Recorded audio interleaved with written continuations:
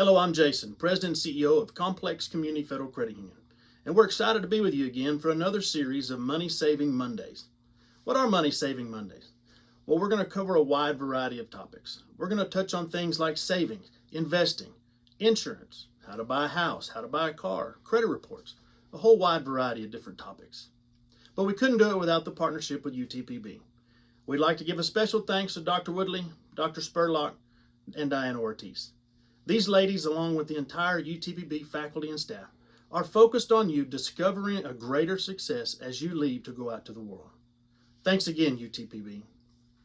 Why do we teach financial capabilities? 78% of Americans live paycheck to paycheck. 3 out of 4 people. That's a lot of people. What does it mean to live paycheck to paycheck? That means you don't have money to save or invest. You don't have money for food. You might not have peace of mind. You might lose choices or opportunities out there. It adds stress to your life. One of the greatest things you can invest in is your college education and you understanding the financial capabilities. At the end of every session, we're going to have a question and answer period. We'll have our contact slide so you can be able to send us your questions. If we don't touch on your questions in class, send it to us and we'll circle back and answer those questions again in the next session.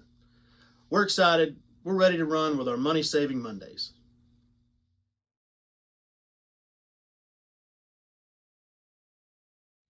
Hey guys, I'm Madison with Complex Community Federal Credit Union, and today we're going to talk about credit basics.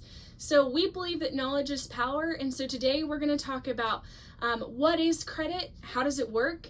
We're going to talk about the different types of credit, what we call the 5 C's of credit, and then really dive into what is a credit score, why it's important, and what you can do to build or fix your credit.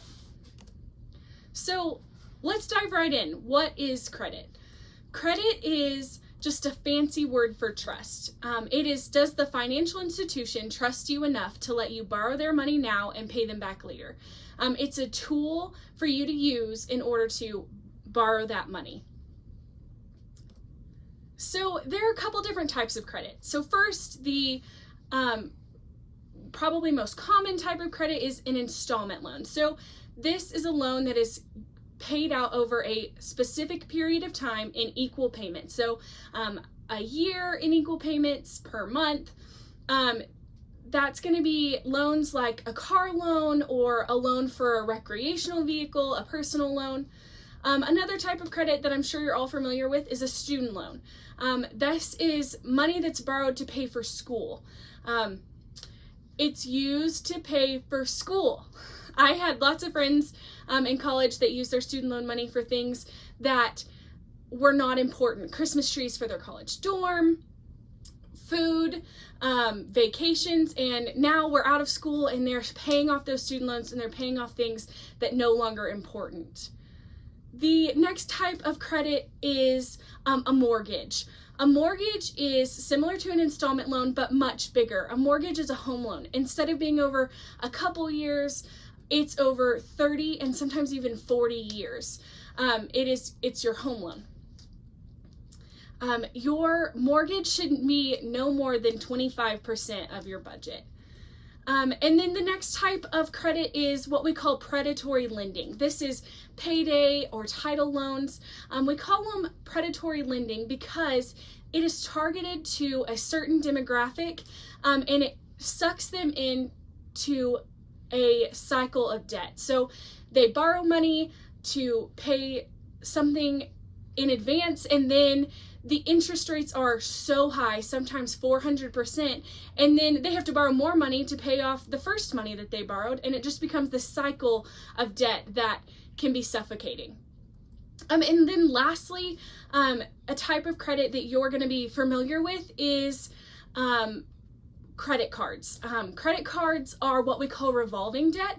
So like a Ferris wheel, you have a limit, you can spend up to the limit and then you pay it down, and you can spend up to it and you pay it down. It's revolving debt. So some common misconceptions is that people have both debit cards and credit cards. So there's a difference between the two. A debit card is your money. It's the money that's connected to your checking account. It's your money. A credit card is borrowed money. It's the financial institution has let you borrow money, given you a limit, you can spend it up and pay it down.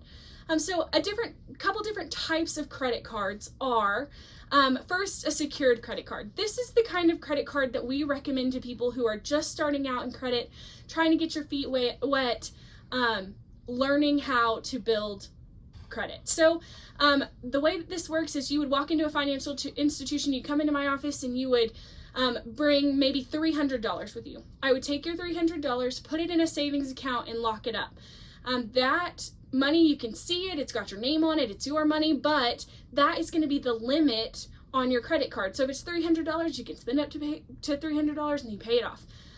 It's the safest way to start building your credit, because if you default on those payments, that money is already there. The financial institution will take that money, close your account, and that'll be the end of it. So the next type of credit card is the most common type of credit card. This is called an unsecured credit card. So different from a secured credit card because there's going to be no money or collateral locked up to support your limit. So the financial institution is going to give you a limit. You can spend up to that limit, but there doesn't have to be anything set aside to back that limit up. The last type of credit card we're going to talk about is store cards. So these are cards for specific stores, like an Academy card, an Ulta card, a Target card. You can't take an Ulta card into Academy and use it. They're going to laugh at you. It's specifically for that store. This is where lots of young people get in trouble because you go up to the counter, they say, oh, if you want 15% off of your purchase today, you should open this card. Well, you get more than one, you swipe them, you build up debt, and the interest rates are high. I just implore you to be really careful when considering getting a store card. Really think, is this something that I need? The next piece that we're going to talk about are the 5 C's of credit. These 5 C's are what we consider when you come into our office looking for a loan. So the first one is capacity. So capacity is what we call income to debt ratio. So think about if you have 2 water bottles. One of them is full and one of them just has a little bit left. Which water bottle has the most capacity? If I poured more water into each water bottle, the full one will overflow, whereas the almost empty one still has room to take on more water. Very similarly, we're looking at your capacity from your income to your debt. If your debt takes up so much of your budget, of your capacity, a smart financial institution, someone who doesn't want to see you get into trouble, is not going to put more debt on top of that. We do not want to overflow your water bottle. We're looking for your income to debt ratio to be someone who could take on more debt. So the next thing we're going to talk about is character. So this is how you conduct your business. We want to know if you can pay on time. We can see that character in your credit report. We can see your previous payment history, but we just want to know that we can trust you. So credit is just a fancy word for trust. Character is just trust and accountability.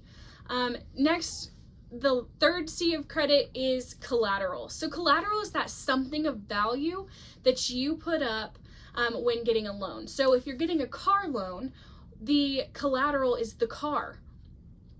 The next C is conditions. So we can all agree that sometimes bad things do happen to good people. That's just a fact of life. As a financial institution and as lenders, we understand that bad things happen to good people. You lose your job, you get sick, someone in your family passes away.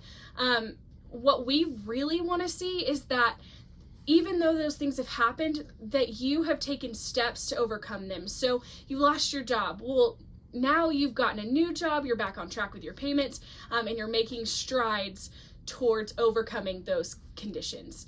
The last C of credit is capital. So this is your skin in the game. It's most commonly your down payment. We want to see that you have the same value in your item as we do. You have just as much invested as we do. You have that skin in the game. So what is a credit score and why should I care about it?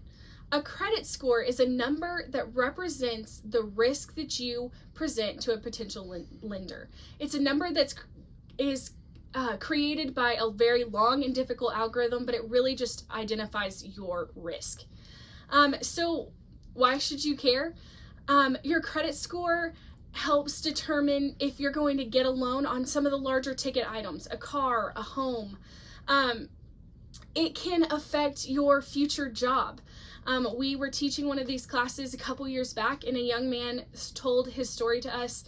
Since he was a little boy, his dream was to be in the FBI.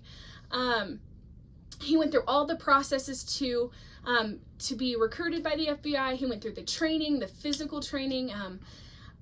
It was a pretty grueling process, and he got to the very end and they pulled his credit. He had made some poor decisions with a credit card when he was in college, and he didn't get the job, and he was back fighting for a different career. Your credit report shows that character, just like we talked about in the 5 C's. That character is not something that just a lender wants to see, but a potential employer wants to see. It can affect getting approved for an apartment, a cell phone contract, and if you ever wanted to start your own business, it could affect that as well. So the first step to building credit is to start small. I mentioned that shared secured credit card at the beginning. I recommend that be your starting place. Purchase small things on there, like just your gas. Start small and start to grow. It's a building process. It takes time. A really good tip when starting to use a credit card is to create a savings account. And because of online banking, now you can name those savings accounts.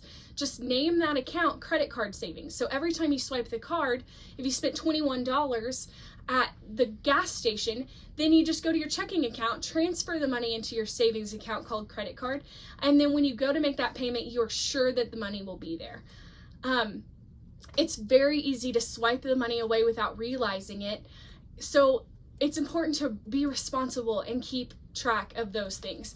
Can you fix it? Credit is something that grows and changes.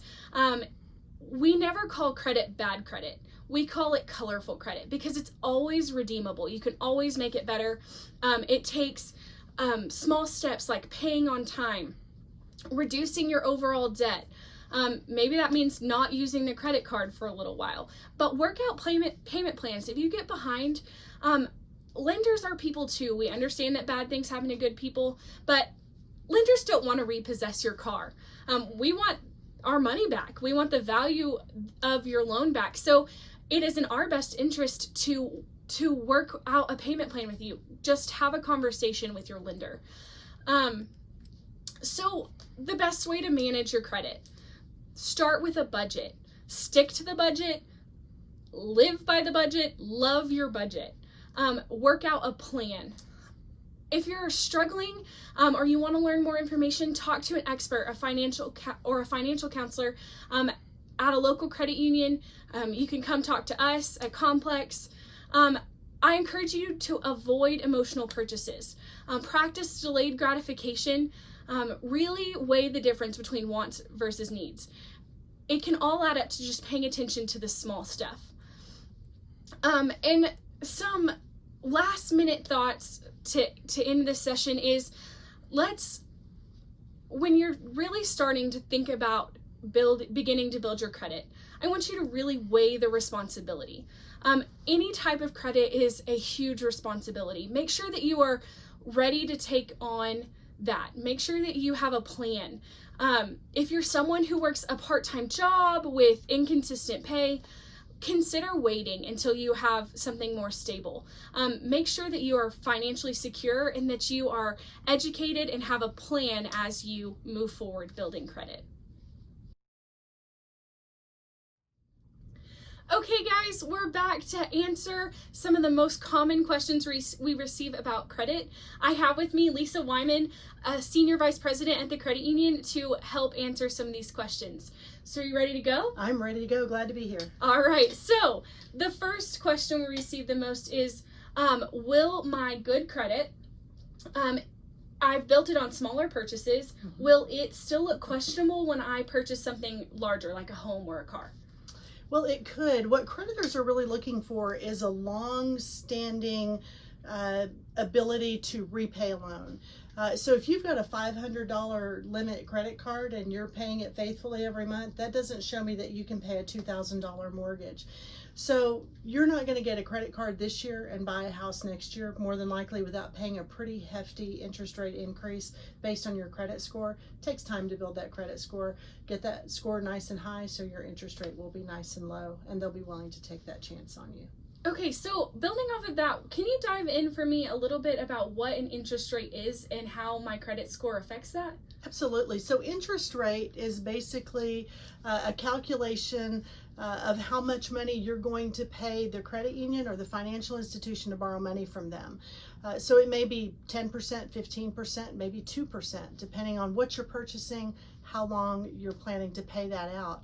So here's what I'll tell you. If you have a low credit score, you're going to have a higher interest rate every single time. Doesn't matter who you're borrowing money from.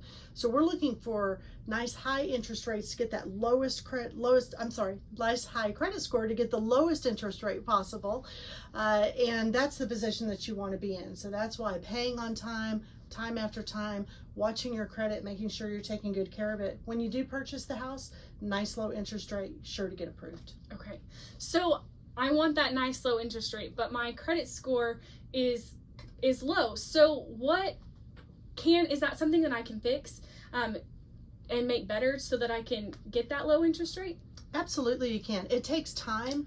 There are a lot of companies out there that'll say, hey, we'll fix your credit score today, just pay us a few $100. Please don't do that. There's nothing that they can magically do that you can't do yourself or with a trusted lender. And so, for example, if you were to come to the credit union, we would sit you down with someone that helps you to figure out why is your credit so colorful, maybe help you write some letters, make some phone calls, and see where we can go from there. So it's definitely redeemable, to use your word from the presentation, but it's not an overnight fix, and that's why it's so important from the very beginning. Small steps, baby steps as you're building your credit. Make sure you're not taking on more than you can manage. Because if you do, you're going to wind up upside down, poor credit score. Takes time to fix that. Okay. So one more question. If I have found myself upside down on credit, I am not making my payments, is the financial institution able to put a hold on my accounts? Yeah, they can. So for example, if you're at a bank or a credit union and you sign a document saying, I promise to pay back this car or this credit card, generally within the language of that contract, because that document is actually a contract, is built in some language that says, listen, if you've got money in your checking account and you're not paying us, we get to take that money out of that checking account or even a savings account in order to satisfy the loan. The best thing to do when you get behind, pick up the phone and call us. We want to work with you. Other financials want to work with you. Madison, in your presentation, you said we don't want to repossess vehicles. We don't. We would rather that you keep them. We just want you to pay for them. So give us a call. Let's see if we can work something out. Well, Lisa, I really appreciate your time and you bringing your input and your expertise to our session. Guys, we will see you next time.